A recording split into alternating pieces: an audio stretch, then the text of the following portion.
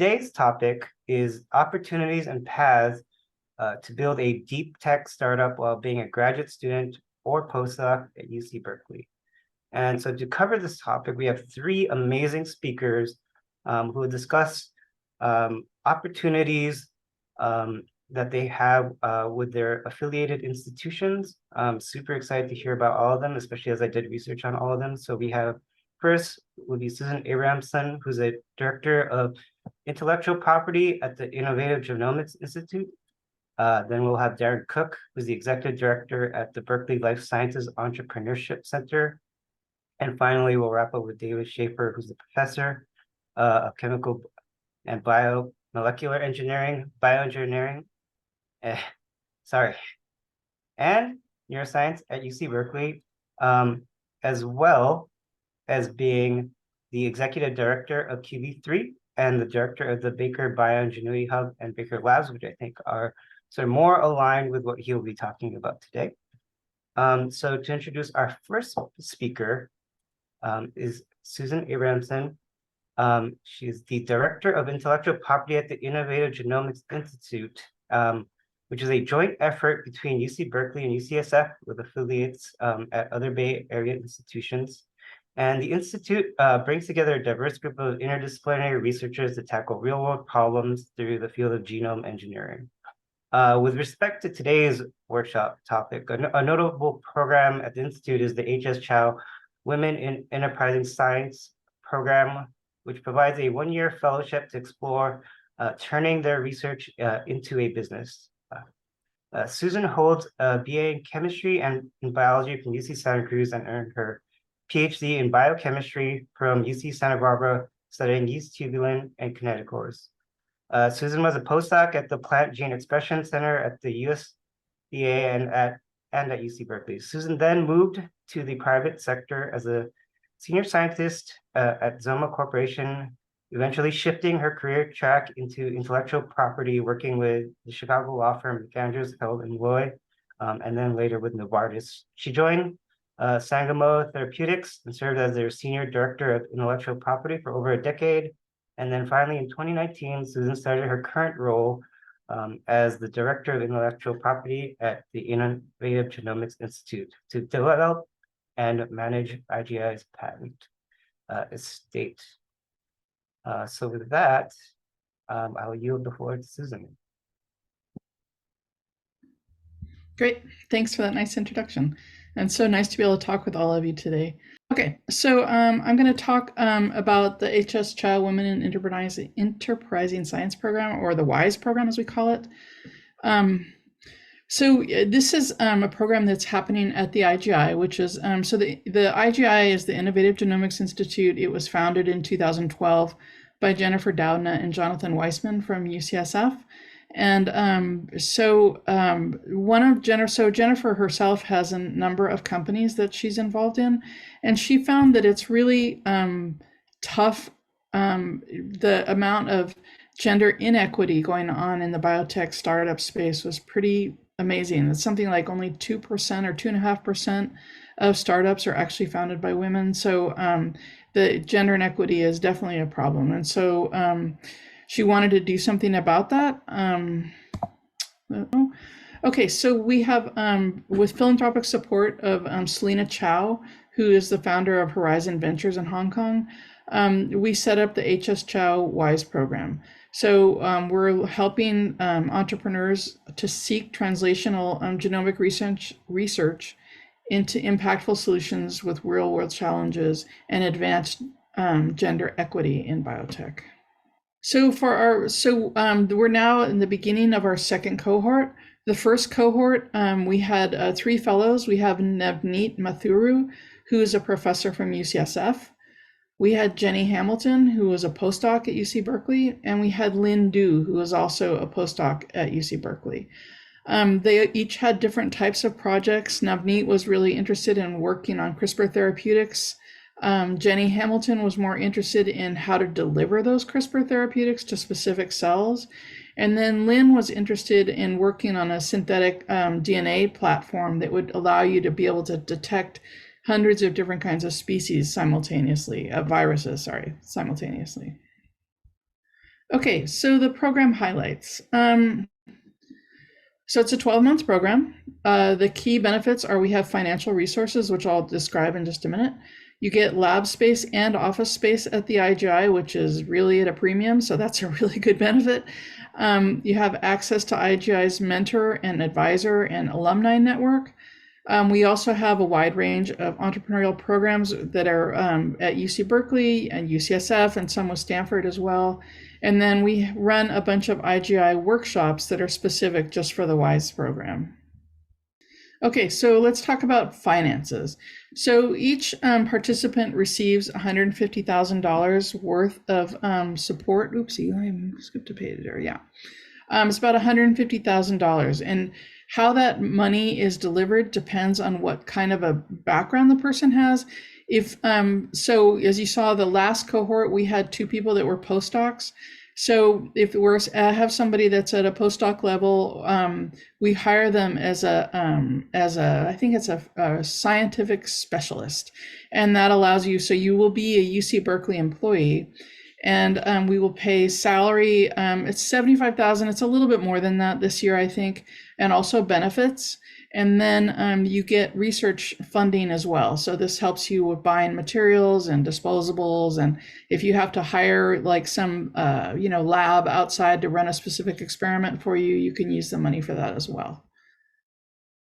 Okay, you also get, these are all the things you get with the laundry list: wet lab space, equipment, office space, advising, networking, on-campus programming.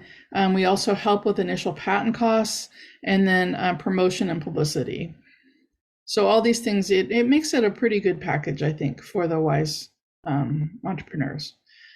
So at the end of the program, each of the fellows will complete a business plan, an investment white paper, and executive summary. And this is something it's really helpful to give to a venture capitalist that you might be speaking with, but it also helps to focus your entrepreneurial mind on the things that venture capitalists are going to be interested in. They also have to present a summary of all their learnings, milestones, and future plans for what they did in the first year and what they would do if they received the additional funding, what they would like to use it for, and then develop a pitch deck. And so in near the end of the first year, so around in July, the fellows will pitch they'll do their pitch in front of the WISE Advisory Committee.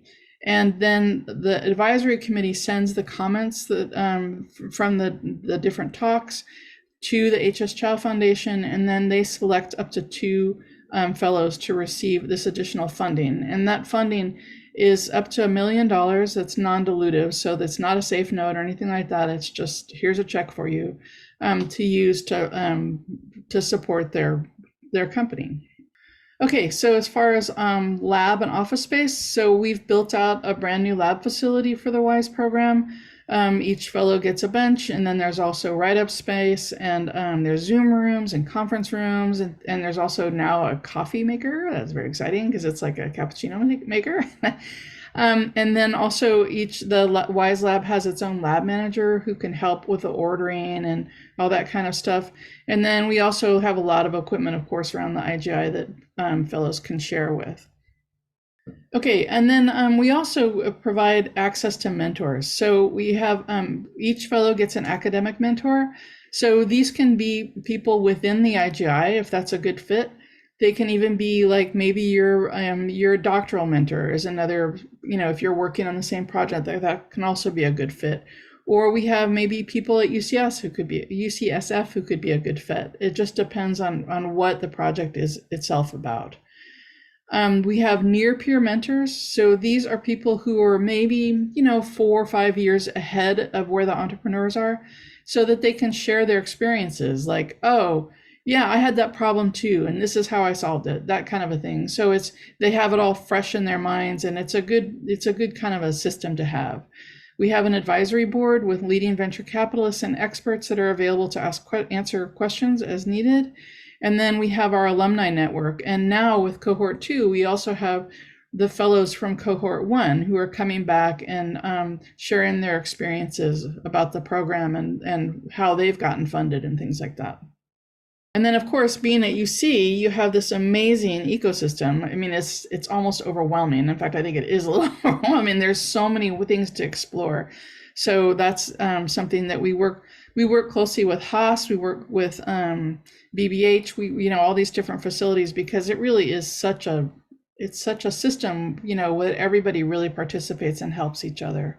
Okay, and then we also have access to our workshops and events. So typically what we do is about once a month, sometimes more, we have the fellows, and then we bring in some sort of a outside expert on different things. So well, I'm not outside it, but I gave a talk about IP navigation, and then we have people talk about academic entrepreneurship. We how to move from your research to your startup, demystifying the VC world, finding your team and company culture, because that's really important as you start your company, founder misalignment, past a VC, all kinds of different topics. And then typically the expert stays around and has lunch with the fellows, and they can ask questions. And we also encourage, if people want to keep asking questions to the different experts, that's totally fine too. So this is just a short sort of timeline of how the program works. The first couple of months, you're just settling into the lab. You're taking at UC Berkeley Law School, there's a Foreign Plus Fund course, which is actually very, very helpful. You can take the CERSI course from UCSF Stanford. And then in November and December, we have more research and workshops. We encourage the fellows to take Darren's speed dating course for the and then also the Bio iCorp. That's a required course that they take. In January and February, they need to really start getting their business model and their white paper all put together. So, and then we have roundtables on being an outsider in the entrepreneurial world. March through April, it's becoming venture capital ready. Again, your white paper has to be all finished. Your pitch deck needs to be almost there. And we take, we have roundtables on moving into venture capital and the importance of corporate culture. May through June is implementation. We do pitch and presenting, practice, do accelerator tours. And then in July through August, that's when they do their final pitch for the phase 2 or the $1 million funding. Okay, so after cohort 1, we want to make sure that this program is really helping our entrepreneurs. So we talked with them a lot about what things that they thought worked really well, what things didn't work so well, what things needed to be fixed. And this is sort of what we came up with. So it turned out that the mentors is like one of the biggest issues that we identified. The fellows felt like that they weren't ready to start talking with their mentors, and they were really hesitant to reach out and set up those initial meetings. And I think a lot of it was just being nervous or feeling like, they weren't ready for it. And we really want the fellows to develop this relationship with their mentors from a very early stage. So this cohort, we're really urging them to meet with them, and we're providing a list of topics for them to discuss so that it won't be some sort of awkward meeting, that will actually have an agenda and things to talk about with their mentors and get to know them. People felt that the roundtables were, the order of the discussions didn't quite match what they were learning in their classes, and so we've reconfigured that. This is a really busy year for the fellows, and they felt like there was too many courses recommended for them because they need to be doing lab work at the same time. And so we've cut back on the required courses for the fellows. And then also we're trying to track the fellows' progress a little bit better in terms of their science to make sure that they're actually developing their proof of concept data and things like that. They also wanted to have more talk about demystifying venture capital, because again, that's also kind of scary for people. So we've already started for this cohort 2, we're bringing in panels of venture capitalists just to talk with the fellows about the whole process and how it works and things like that, and they can ask them questions. So that seems like it's really helping. And then also it took a long time for us to find a good lab manager last year. And so we've only recently found one, and now he's doing great. And I think it's a big help.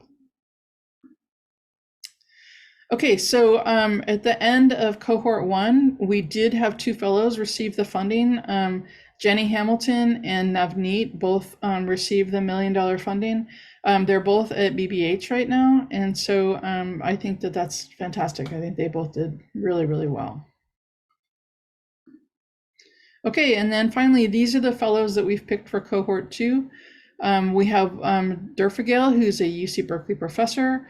We have Alice, who's actually a director at the IGI, but she's also interested in exploring entrepreneurship. We have Claire, who's a UC Berkeley postdoc, and then we have Kelsey, who's also a UC Berkeley postdoc. And again, they're working on a wide range of topics. So I'm really excited about them. They seem really, really interested and excited about the program. So that's it for my slides. So I'd be very happy to answer any questions you might have, or if you think about things you want to ask me later, please feel free to reach out to me. I'd be happy to talk with you about anything. So does anybody have any questions? Susan, this is Naresh. Quick question. Thank you for the presentation. Very informative. One question for you is like, have you seen what differentiates the people who got funded as opposed to people who didn't get funded in terms of the application form itself? Like, what are the people doing wrong or not getting it right? And how do people prepare better to get funded? Yeah, it's not really a wrong thing. I mean, part of this program is it's supposed to be a very early stage program where we want to help people who maybe haven't gotten their MBA yet and things like that, And so sometimes people take a little bit longer trying to really focus what it is they really want to work on. And so for some of the fellows that didn't get funded, their science just basically wasn't advanced enough yet to really have a there, you know what I mean? And so that was all it was. And so they all had great ideas, were doing great work. It's just some of them needed a little bit more time. Yeah, thank you, Susan, for the great talk. I work in physics in quantum computing, but there are not, for example, now some branches in the field. I work more in quantum chemistry, quantum simulations, so biochemical processes. I was wondering if all the opportunities are for researchers working on bio specifically, or can be other like engineering, physics applied to bio? Applied bio is fine.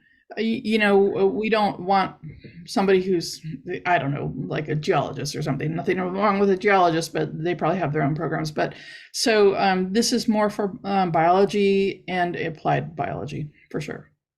So we're open to if you're doing physics related to that, that's fine. So I have a follow-up question to Naresh, or it's related.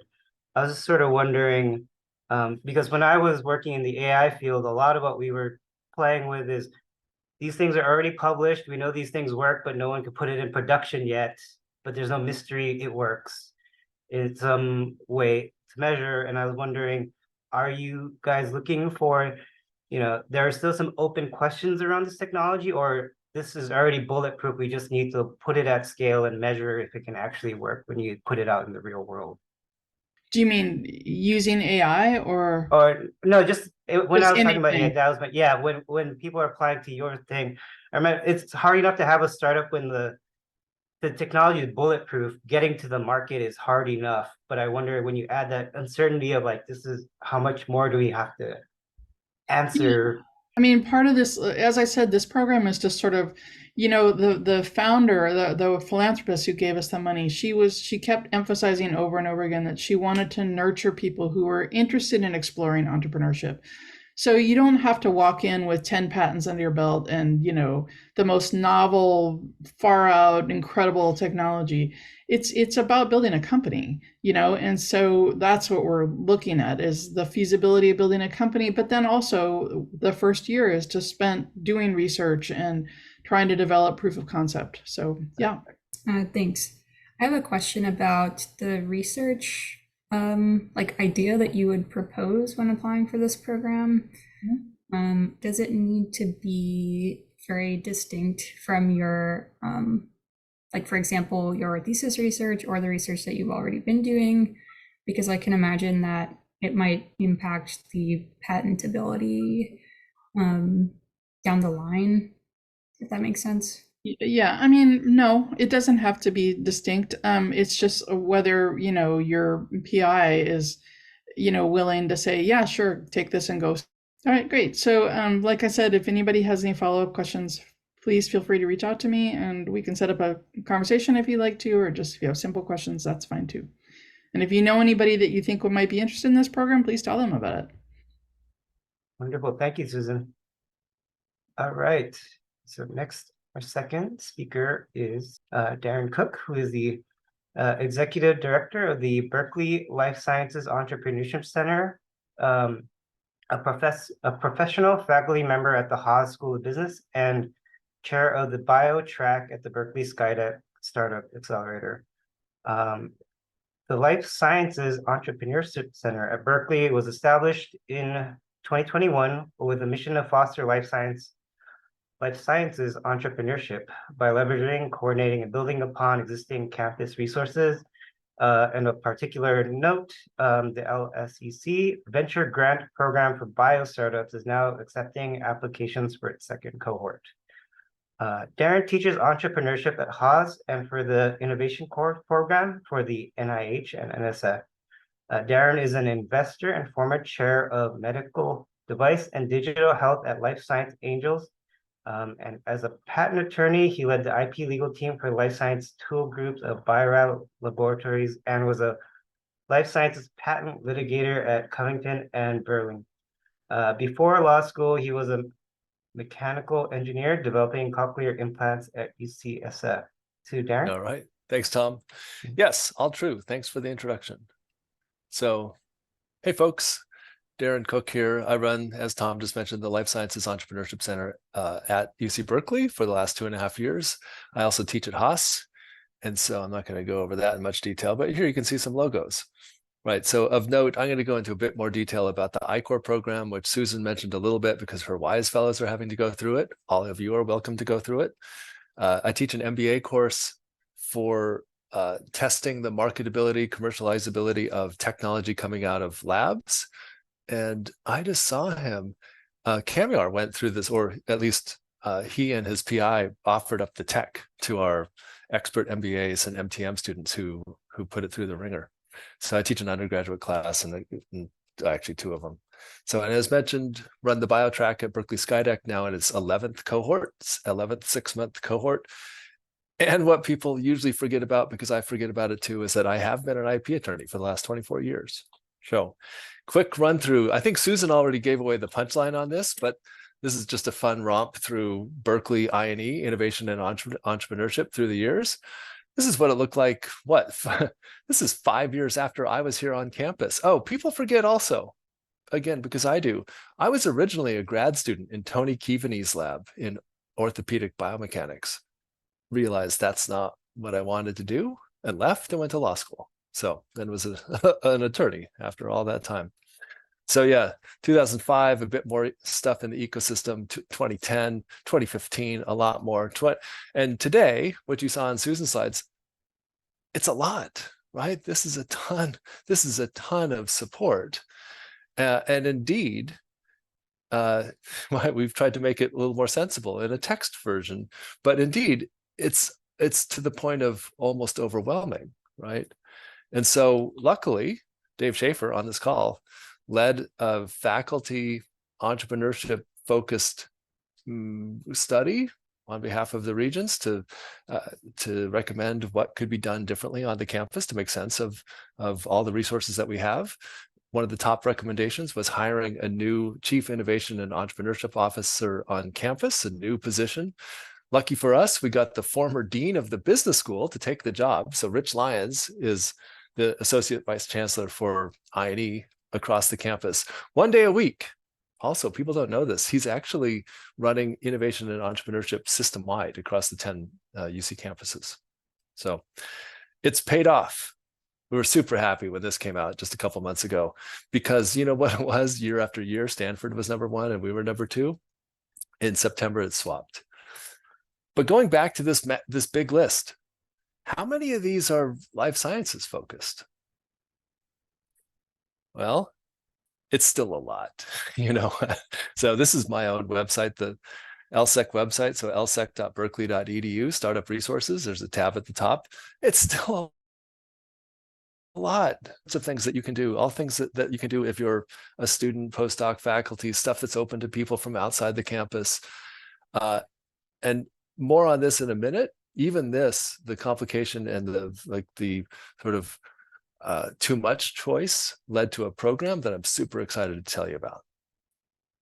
Let me tell you a little bit about programming that my center, first of all, I do from the beginning. The inspiration was, by the way, I work for Rich. I'm in his office.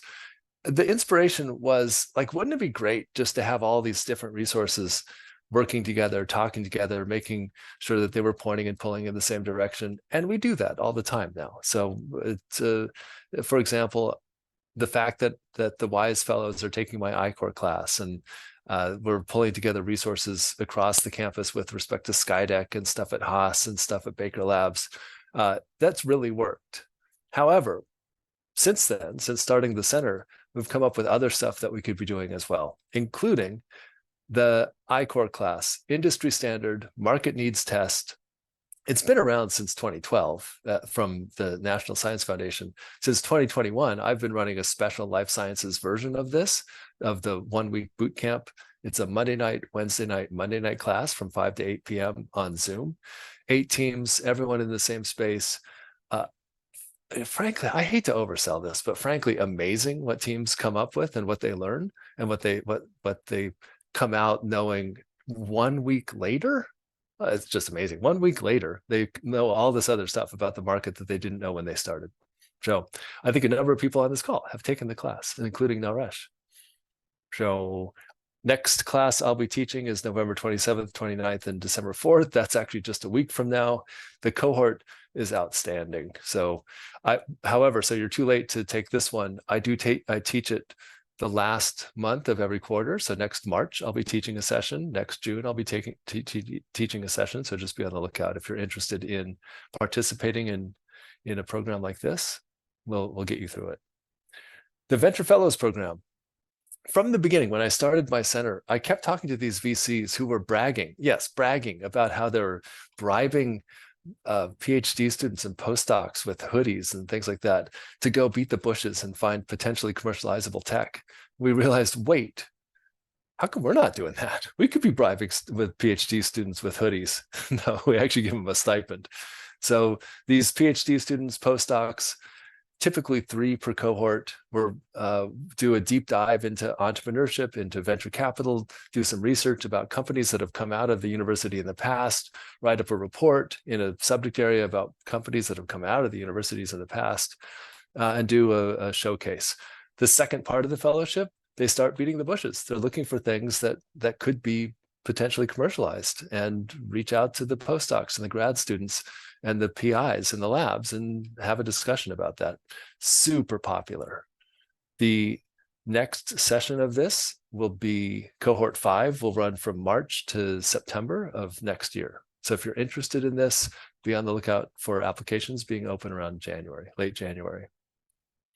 Bio Startup Speed Teaming, again, a program that the WISE fellows are supposed to go through, because this is also sort of magic when you get people who have technical ideas in a Zoom room. I know this sounds like a buzzkill to be a Zoom room, but yeah, in a Zoom room with a bunch of people who have business skills and engineering skills, and also just looking for people with tech that they can work with. 10-minute Zoom meetings, completely uncurated, hilariously uncurated, actually, because some of the matchups are pretty bad, right? Like, I have no reason to think that anyone is going to like talking to each other. And so I have to tell people ahead of time, you know what, half of these meetings are going to be awkward as anything, but half of them are going to be amazing. And consistently they are. First cohort of this, Julian Reese, who was a postdoc at LBNL, signed up for it. He had a tech that was coming out of his lab. Hannah Weber is a full-time MBA student at Haas. They didn't know each other. I didn't know them. I didn't have any idea that they would even like each other. They had one 10-minute Zoom meeting, hit it off in an entrepreneurial way, took the I-Core class, my I-Core class, went to Skydeck and participated in the Pad 13 program. They raised money, and now they're actually a tenant at Baker Labs. And so what Dave's going to tell you in a minute about what the stuff that he's running. Being a tenant at Baker Labs is sort of like the end goal for all of these programs. So it's a real success story. As I mentioned a little bit, lean transfer. This is open to grad students, not the postdocs, unfortunately, because you're not taking classes. It's an MBA course, but it's actually open to grad students across the campus. If you're interested in customer discovery, market needs finding, working on a team, exploring whether there's a there with respect to technology coming out of labs on the campus, it's a super fun class. So I teach it in the fall, which means we just wrapped it up. MBA classes wrap up before Thanksgiving. Most people don't know that, so it's actually kind of quick. But if you're interested in this, be on the lookout for signing up next fall.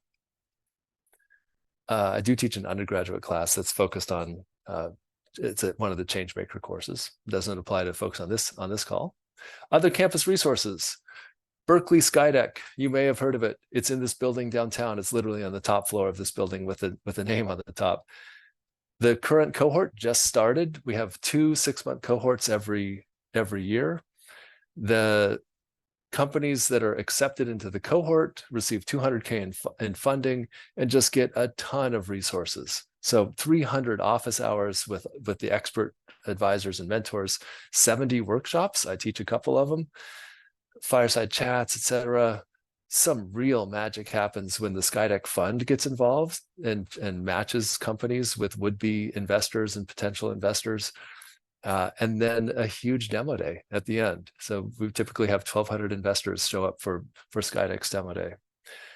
Extraordinarily difficult to get into. Currently about a 1% acceptance rate because last cohort, we got 2,200 applications for 25 spots. So it's getting more and more competitive to get into the program. One thing that even if you're a little bit too early to receive the 200K investment to go through the whole 6-month program ending with a demo day, a second incubator track called Pad 13 open just to UC founders, 3 months long. You get access to the same advisors. There's no demo day, there's no investor introductions, but you get access to the advisors in the workshops. And so it's viewed as a way to just put your toe in the water and get some experience. And you don't have to be full-time, you don't have to have a full team, you don't even have to have a company at this point. So that's also runs every 6 months, but just the first 3 months of the 6-month cohort. So the next time through will start May 1st of next year.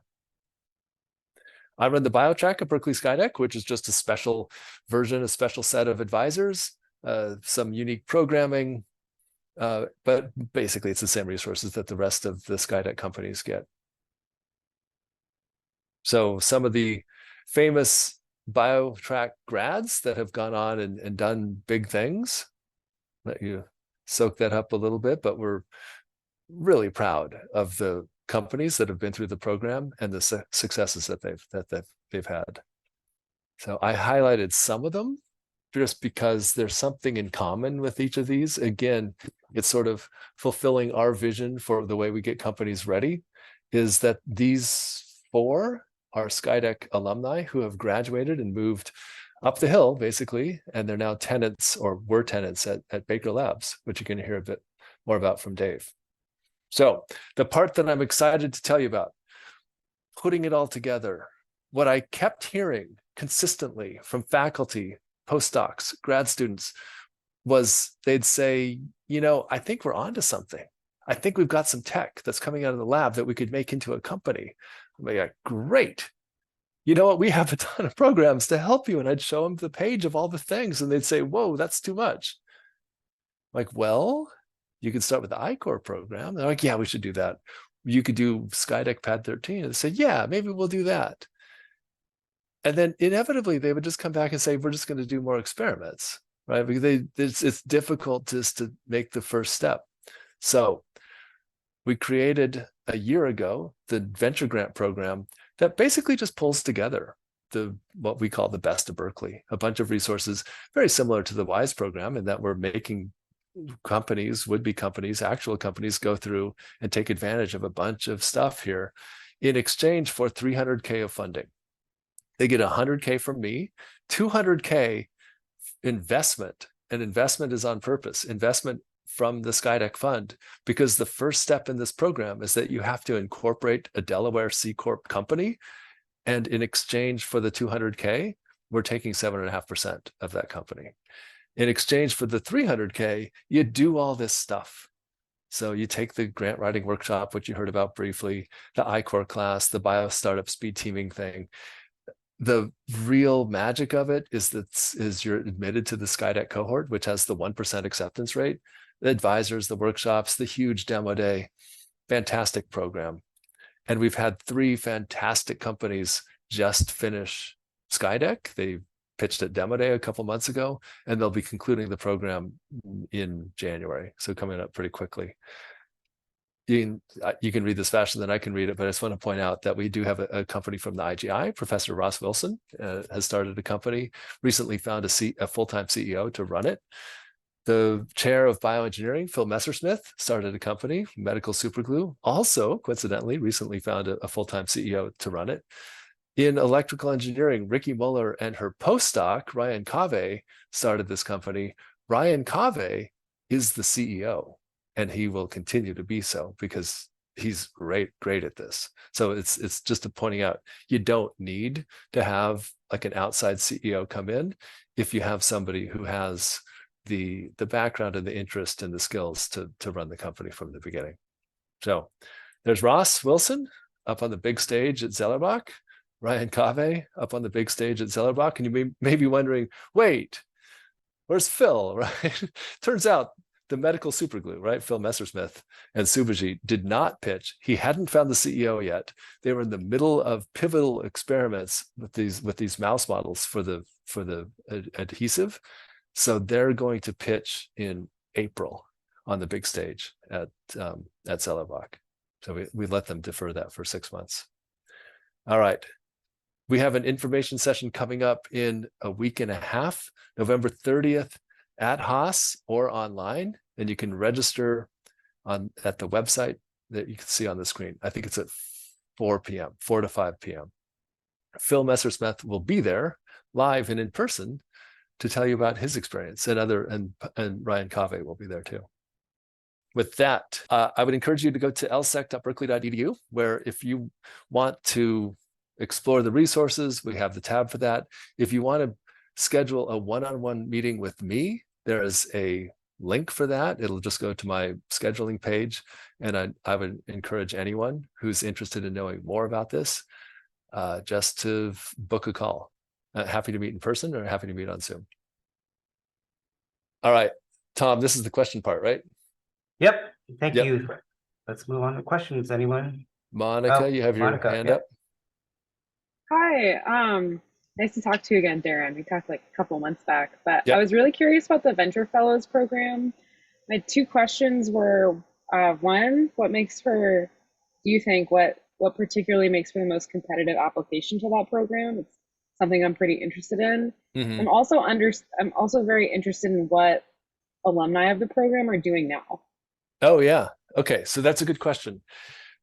Number one, the thing that gets our attention with respect to applicants to that program is just an articulated interest in why do you want to do it?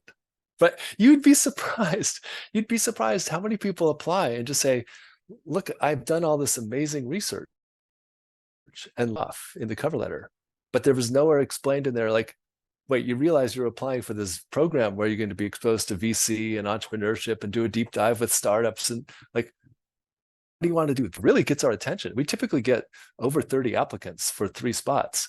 It really gets our attention when somebody says internet connection unstable. Let me know if I cut out. When somebody has a nice articulation for why they're interested. So let me just say, just generally, because this has been something I've noticed recently, we're doing a search for the new executive director of the Haas Entrepreneurship Hub, which is, if people have seen construction way up by the stadium, they're remodeling a house, literally a house, to be like a clubhouse for entrepreneurship. We just looked at 100 applicants for this job. How many of them even like mentioned the job itself? Very few. It's weird. Like, I don't know, maybe their cover letters are being written by Chat GPT or something, but you really get a leg up if you just explain how you think you're a good fit for that particular role and go through some sort of detail behind it. Give some justification. Awesome. And then the second question, just what are the alumni doing right now from oh yeah, previous what are the alumni? fellows? Yeah, super proud of this, because we keep hearing from alumni. For example, one of the alumni in the first cohort got his PhD in chemistry. He's now at Bain, which is, oh no, I think he was going to go to Bain, which is a big healthcare consulting firm. He ended up going to a VC. So another one who recently just graduated, finished his postdoc, is an associate at a relatively large venture capital firm. We have others who have gone into biz dev at pharma companies. I have a half-time employee now, Erin Akins, who probably people know because it seems like Erin knows her, but Erin Akins is now going into healthcare consulting. Her job was deferred, which means that I'm super lucky that she gets to work, or I get to work with her for 6 months. But yeah, pretty consistently, people are going on to do kind of or really interesting things. Awesome. Well, yeah. Looking forward to applying. Thanks for answering my questions. Darren, a quick comment. I thought it was just the scientists who don't know how to articulate, but looking at the Haas applicants, it seems to be a universal problem. But maybe something Berkeley could do is teach the scientists how to articulate. Like, we just taught how to do research. I think academia is a huge failure when it comes to storytelling, especially for the scientists. We can talk nonstop about fucking data forever, and then it doesn't make sense. But then, what people are listening is a story, articulated well, what the impact is. I think the scientific world does a bad job. If we LSEC or WISE or all the programs can actually focus on that, like you're the grad student and postdoc training, right? Will be somewhere else. That'll be an instant a step ahead. Yeah, that's a good point. I got an email a couple of days ago, an introduction that was super long, and you know what? It was written by ChatGPT. It was so obvious. Like, people are doing that now. I think they should tweet more often because it limits the number of words. Yeah. Right. My first reaction is, I know the guy. I'm like, why did he write so much? And then I read it. I'm like, oh, I know. I see now. This was just automatically generated. Great. Thank you for the great talk. Very informative. I have one other question about training for you, Darren, if that's okay. So I've dug through the resources quite a bit. A lot of the pages that you put up there, I'm pretty familiar with at this point. And one thing that I noticed that you pointed out too that's missing is any classes for postdocs relevant to the kind of MBA type classes or related to the type of MBA classes that graduate students can take. And do you see in the future any funding being set aside for postdocs to be able to take either those MBA classes or potentially taking UCB extension courses related to entrepreneurship and leadership? Because as someone who's interested in learning those things, it sucks to think that I just missed the boat being a grad student somewhere else. Yeah, I have no idea. Dave or Susan may have an idea on opportunities in that realm, but I don't know. Come to beat up workshops. Yeah, exactly. Here I am. Maybe another request. I mean, this is like Christmas, I get all three great people here, Susan, Dave, and Darren. I think everything we've been talking about is focused around startups. Maybe we should leave some room for magic. Let's bring the curious people to come meet and talk to each other, just like randomly. That's what Steve Jobs used to do at all his brilliant days. Want people to bump into each other, learn, and the postdoc and grad students training is so siloed. They're stuck in the lab, but then there's so much important, phenomenal things outside of their realm, whether it is like economics or business or mathematics or engineering, right? Creating a platform for them to just interact, just have a drink, eat some pizza, just talk. Let curiosity drive those interactions. I think if we can do that, there shall be magic. Yeah, you've basically described the speed teaming event where people consistently say, like, we had no idea that we would meet these folks. And like I said, half of the meetings are duds, but half of them are really pretty exciting. Yeah, So yeah, not even the team forming. That's what I'm saying. Like even before the team formation, like don't worry about startups. Just learning from other people. I think that will just make them curious. Mm-hmm. 2 cents. And we don't have a space like that where people can run into each other and talk to each other. Like, well, that's how academia has been, like so siloed.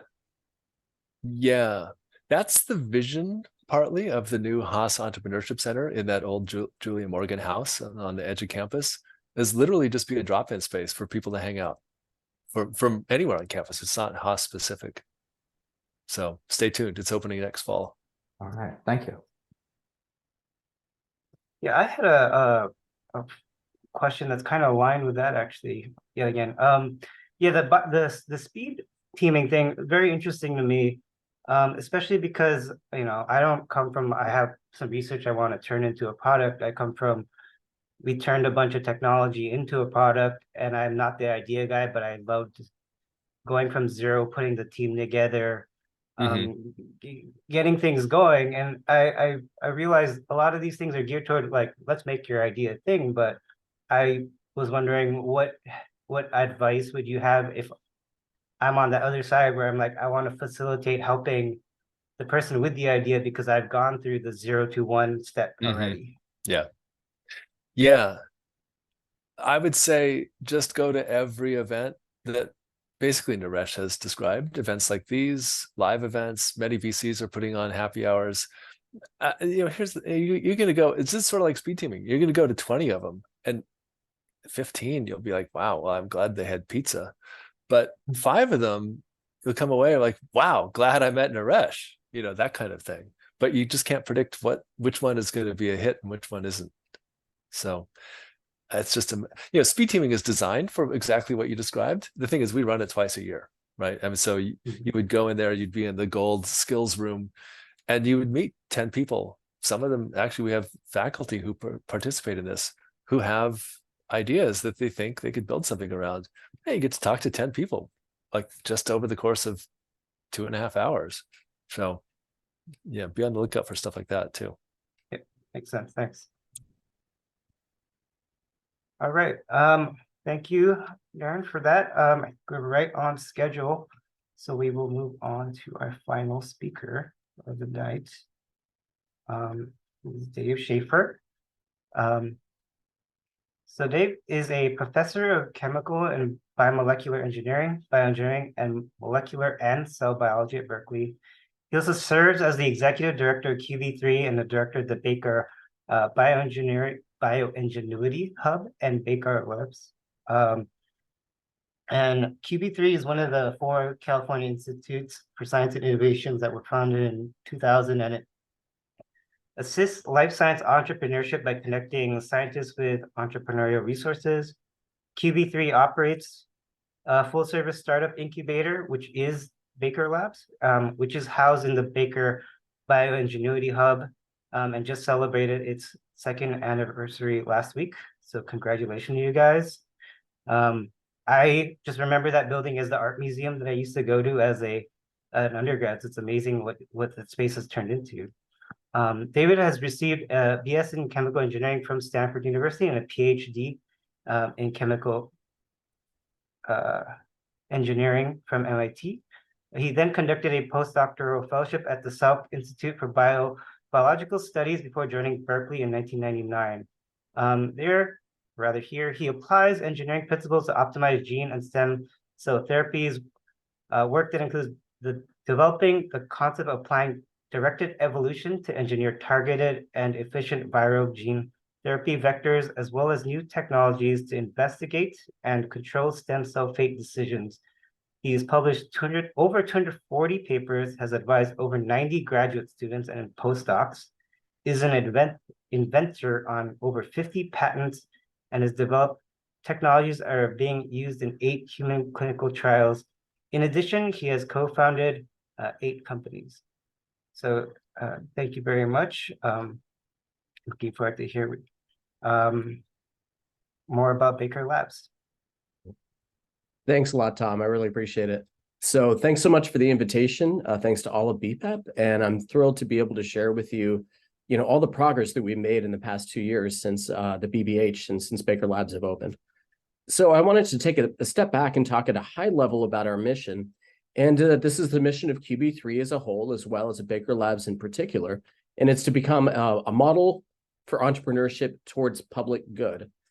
And so those last two words are important to us in the sense that QB3 is a state-funded organization, and our mission is really the public good of the state of California, or in some cases, our technologies or the ones that we foster and develop benefit the country or the world.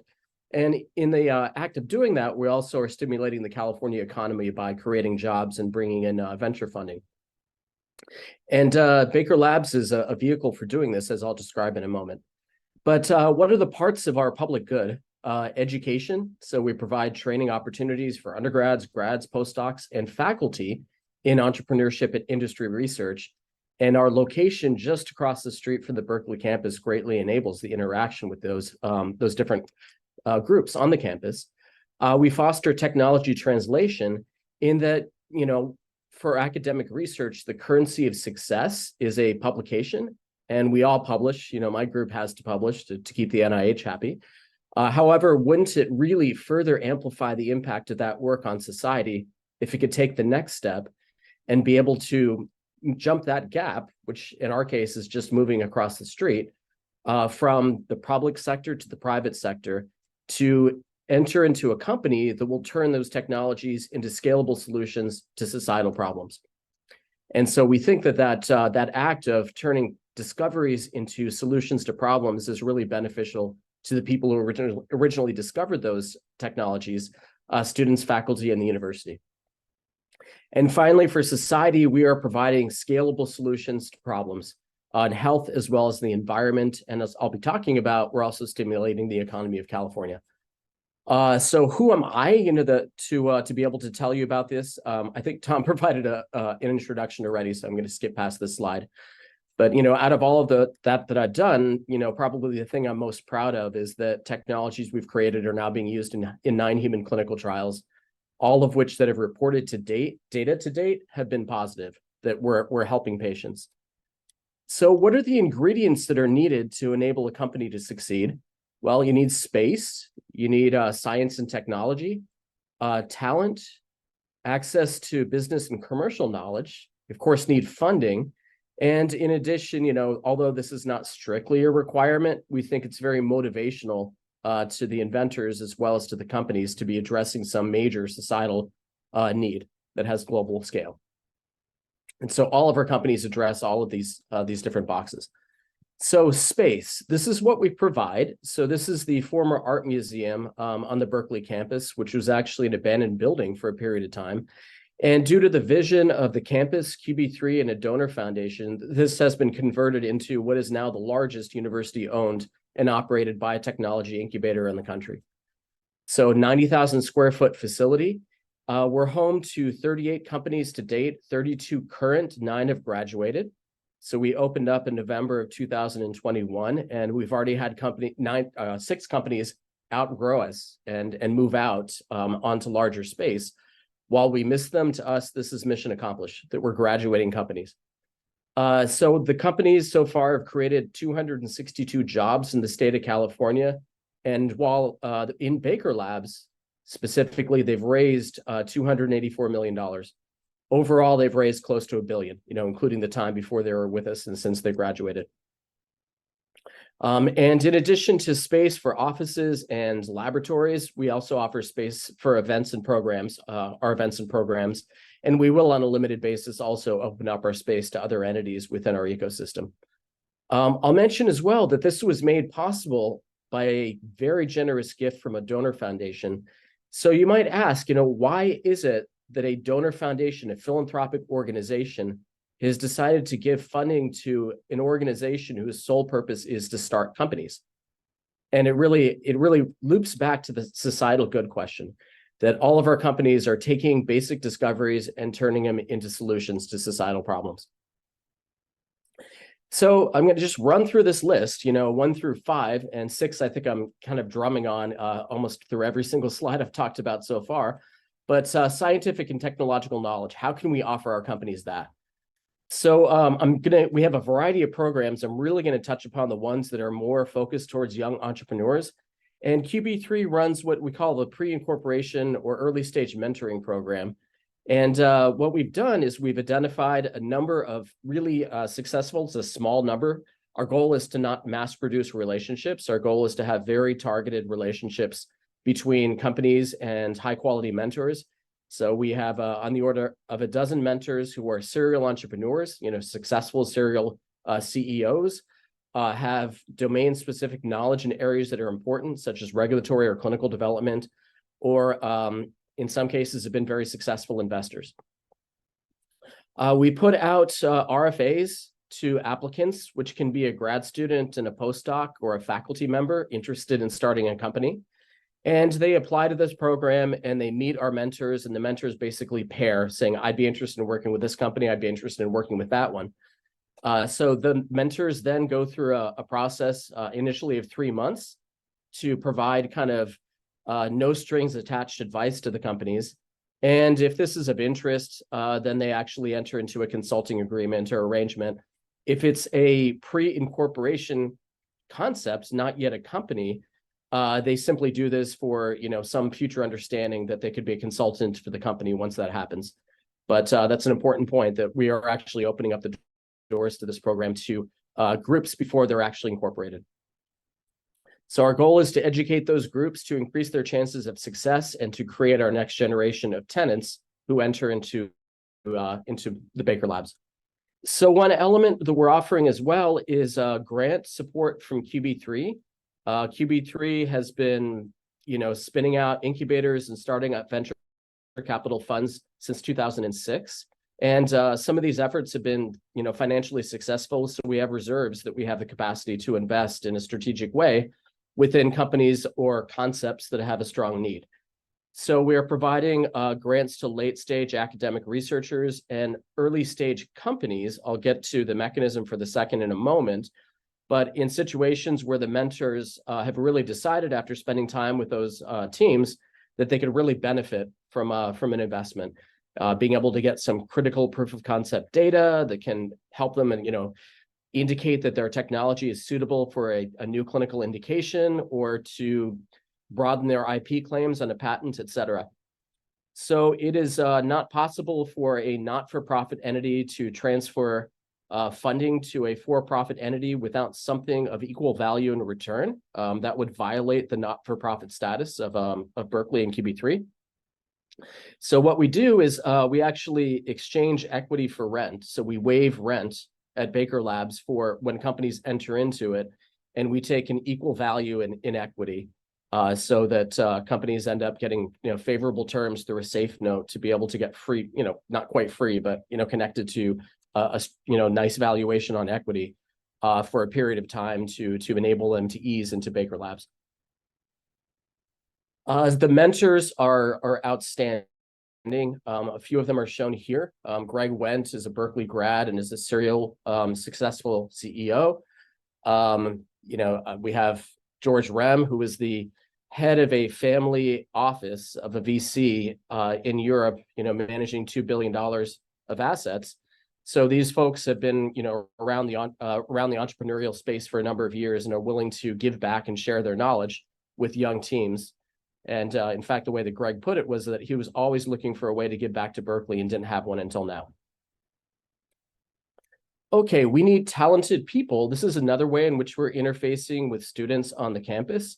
So we offer internships, a couple of different mechanisms to students and potentially postdocs on the campus. So we have undergraduate internships. I'm not going to go into this in as much detail, given our audience.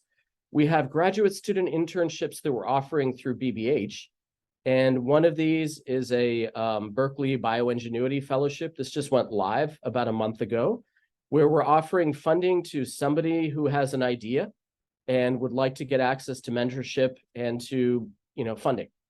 So this is, if you go to bbh.berkeley.edu, it describes this mechanism but we're currently taking applicants and in a rolling basis and selecting them for funding opportunity for them to be able to receive not only that funding, but a variety of mentorship opportunities to advance their idea. Again, under the concept that we would love for them to be our next tenant within Baker Labs. We're also launching a second mechanism within the next month for situations where a graduate student would just really love to know how a startup company functions. So we would love to be able to recruit students into Baker Labs to work for BBH companies, Baker Labs companies, on a part-time basis, basically 10 hours per week. And this would, this would mean that they'd be working 75% time within their PhD lab, still advancing towards a degree, and 25% of their time as an intern within a company. So this is, we think, terrific opportunity for them. They get access to knowledge for how companies operate. The companies get, access to a really smart Berkeley student. And we're hoping that this is going to lead to job offers. I mentioned this undergraduate program a moment ago. So we've been doing this for about a year. We've had 28 students enter into this internship program. So far, 5 of them have graduated from UC Berkeley, and all 5 of them have gotten job offers from the companies where they were interning.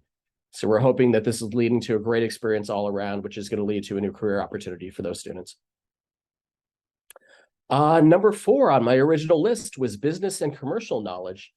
So we have 22 corporate sponsors, a number of which are shown here, where we strategically identified in a number of different areas, leading companies where our small companies may need to come into contact with them to be able to grow and succeed. So pharma and biotech for partnership, funding, strategic investment, or potentially M&A opportunity in the future. Venture capital firms, legal firms, banking, real estate, and we're working on CDMO, as well as another couple of sectors. So in the pharma and biotech, for example, we have really high quality people like Amgen, Bayer, AbbVie, Eli Lilly, Genentech, Johnson & Johnson. So really the best companies that are out there are our sponsors. And why are they interested in sponsoring us? Because they want access to our companies. So they're coming in and running events like panels. They're sponsoring funding mechanisms, golden tickets, to be able to provide new companies with a year of free bench space as well as desk space. And they're doing this so they can learn about the ecosystem and get access to some really incredible technologies spinning out of the UC system. So in particular, they run a seminar series. It's actually a series of panels held at the lunchtime. So on how to negotiate a term sheet with a VC fund, how to negotiate an IP license from the OTL, how to be able to build an IP portfolio internally within the company. And so for all of our interns, all of these mechanisms, we offer them a spot in the audience for each one of these events. And that's actually part of the educational experience that they receive. So capital, number 5, which is of course important. And one of the mechanisms, I'll just rehash because I already mentioned it. Several of our sponsors, our affiliates, offer golden ticket competitions or golden ticket awards for which we have competitions. So each golden ticket is a free desk plus a free bench for a year. It's about a $75,000 value. And they offer collectively amongst them 5 of these a year. And we hold a competition where the motivation is strictly or almost exclusively to find new companies and use this as an incentive to bring them into Baker Labs. So we've stolen companies away from other incubators as a result of this mechanism, happily. Of course, access to all of the campus equipment and core facilities simply by crossing the street is another advantage, because this provides not only the convenience of having it located close to Baker Labs, but also the pricing on all these services is very favorable. And we also have $2 million worth of free equipment from Agilent and Sony, a couple of our sponsors, within Baker Labs that we provide to companies pro bono. And a final opportunity that I'm really excited about is that I set up a venture capital fund that started, we finished up the legal agreement last May, and they've been actively investing within companies that are affiliated with the name Baker. There are a number of Baker affiliated programs, including the Baker Fellows program. And BEVC is actively investing within these companies. And one thing I'll mention is that they have a strong interest in going early. You know, they're interested in pulling company concepts out of the university ecosystem and actually helping with the formation of these companies, because they want to provide that as a resource and a service to the campus and to the Baker affiliated programs. Plus, you know, to them, it's a great investment opportunity to get access to technology at an early stage. The three people who run this program, our general partners, are folks that are recruited and have 40 years of investment experience with J&J Ventures, Kleiner Perkins, GE Capital, and B Capital. And one of them is a Berkeley grad, did her BS in bioengineering at UC Berkeley. So these folks have strong connection to the UC campus, believe in our philanthropic mission, and are incredibly experienced people who are a resource to our companies. So I believe that's my last slide. I'll end there and field any questions, although I realize I'm probably standing between you and dinner, but if you have any questions, please let me know. Thank you, David. Any questions?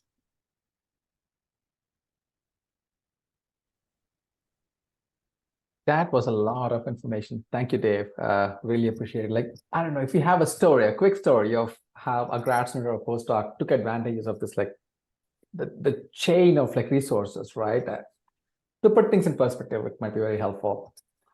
Yeah, I mean, probably my favorite story so far is there was, you know, Kathy Collins, who's a professor in molecular and cell biology. Kathy became a Baker Fellow, and the Baker Fellows Program funded work which led to technology that she decided to spin out of UC Berkeley, and spun it out into Addition Therapeutics. And you know, somebody from her lab who was a Baker Innovation Fellow actually, you know, joined the company. So that company became a tenant at Baker Labs and began to grow. So they recently did a raise, and the BEVC invested in them. Wow. So it's, you know, we have a lot of connectivity in the ecosystem, almost like trains going through stops in a train station, starting all the way from an academic concept to a pitchable company to a funded company that's within really high quality space in Baker Labs. Thank you. I keep telling people that I think Dave Schaffer happening to the UC Berkeley startup ecosystem is one of the best things to happen to the campus. I'm sure Darren would agree to this. In the past couple of years, so many things happen. And thanks to your persistence. And for those people, and Tom mentioned about how Dave is a serial entrepreneur. I have a podcast with Dave on 4DMT, the startup. You can learn more on that podcast there. I have one question just for all of the speakers. So I'm personally interested in climate biotech and engineering solutions to various climate crises. And just from the various presentations, it seems like a lot of the startups so far that have received funding that y'all have been involved in have centered around therapeutics and more medical biotech. Do you see that as a product of just not that many people starting climate biotech startups, or is there maybe an investment sentiment or a particular focus towards medicine that is keeping climate biotech startups from advancing? Yeah, can I feel that one? So Baker Labs has been viewed by the campus and by the donor foundation as successful. So we've been asked to do it again. So we're QB3 has spun out 5 incubators out of the university system so far. We've been asked to do it a 6th time for a climate tech incubator. So this planning is already underway for this. A gift has been committed, architects have been hired. And so this will be something that QB3 is coordinating, that I'll be directing. As far as laboratory and office square footage, it's going to be twice the size of Baker Labs. So we anticipate holding 60 climate tech companies or fostering 60 climate tech companies when the time comes. It's still an open question. You know, I emphasized therapeutics because I know that we have this other focus that's coming in the future, but we do have 20% of our companies are in ag tech and food tech and do have a climate component to them. It remains to be decided, actually, as we're designing the building, whether we're going to have biological space that where we can house companies focused on climate tech, but in the biological area, or whether, you know, Baker Labs, which is really designed to be an experimental biology facility, should continue to be home for those companies, and then the new building can focus more on instrument and material science and chemistry companies. But regardless, just the same way in which we've built a portfolio of programs to support companies in Baker Labs in the therapeutics and space, we're going to have a ton of programs in climate tech. And the companies, if they're housed in Baker Labs, are willing to walk over to the new building. Hopefully they will. Super excited to hear that's in the pipeline. Thanks, Dave. Sure. Can I jump into just to say that so the IGI is doing a lot of work right now in climate tech. We have $70 million grant from Ted Audacious and stuff. And the WISE program is very interested in sponsoring climate newcos. So please consider us as well. Awesome. Thanks, Susan. Great. I think everyone is hungry, and this has been an amazing set of presentations. Thank you, all speakers. This was wonderful. Lots of things I didn't know we had, which I guess was kind of the purpose of it all. Looking forward to diving deeper into all the resources that you guys have provided. And we'll Yep. share the recording of this on the YouTube channel, BPAP YouTube channel. Stay tuned for that. Thank you all. All right. Thanks, folks. Thank you. Thanks for having me. Have a good Bye. night, everyone. Thanks, everyone. Have a good evening. Thank you.